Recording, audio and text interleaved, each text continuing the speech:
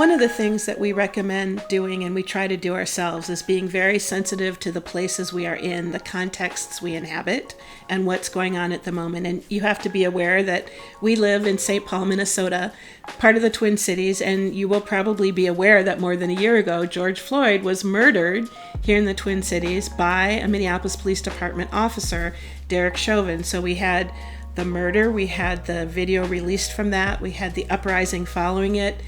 We had months and months of struggle. We had the trial of Derek Chauvin, and yesterday Derek Chauvin was sentenced to 22 and a half years in prison. That's happening here. That's the space that we work and live in. Those are the kinds of things that we want to not ignore or deny that are happening when we do any kind of this work. And I think that means discomfort arises not just for people who might be coming to something we're doing, but for our own being. And I know, Stephen, you've written a lot about how to deal with that. Right, yes. I mean, embracing discomfort is an important theme in the book.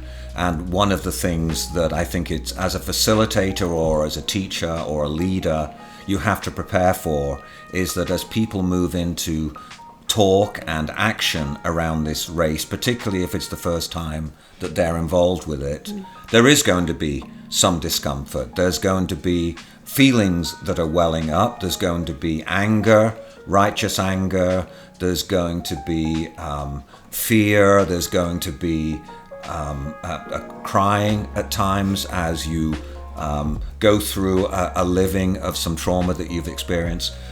That is part and parcel of the work. And so one of the things that we have had to do is to try and let go of the discomfort that sometimes we feel that we are losing the plot, that things are getting out of control. And we just have to remember that that kind of emotional reaction is part and parcel, a central dynamic of what we're trying to do. And I think one of the things that we can really do is model how we deal with the discomfort. We can talk in the moment about how a comment made us feel, or how an event in a classroom or workshop makes us feel.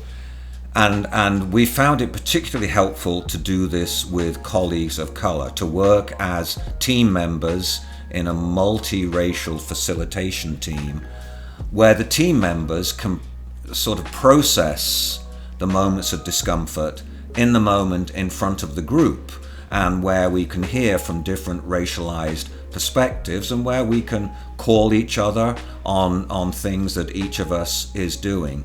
So moving away from this notion that this kind of work is smooth and calm and on an emotional even keel, that's been a big learning curve, I think, for both of us, and we're still learning with that, and we'll keep learning how to do that as long as we're doing this work.